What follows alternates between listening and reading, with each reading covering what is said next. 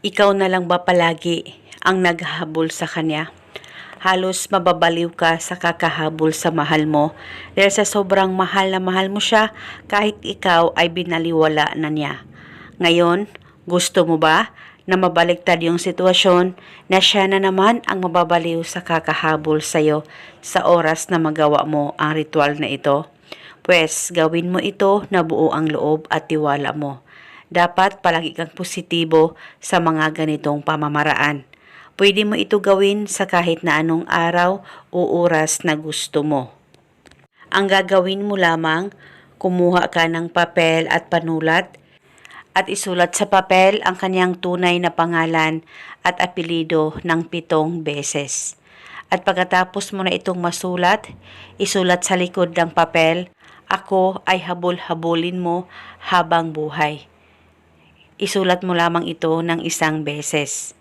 At pagkatapos, ilagay mo itong papel sa garapon, tupiin ito kahit ilang tupi, at saka kumuha ka ng kalamansi o lemon. Hiwain mo lamang ito at ilagay o ipatak ang katas sa papel na nasa loob ng garapon.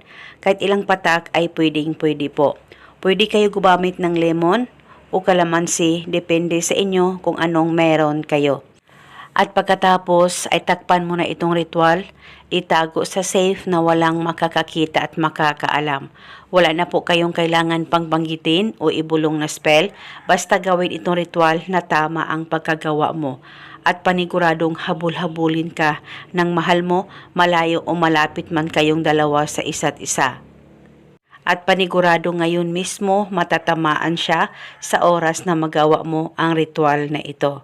Itago itong ritual pang matagalan dahil isa itong gabay para patuloy kayong magmamahalan at magandang relasyon ninyong dalawa ng mahal mo. At ito muna sa ngayon, maraming salamat po sa panonood.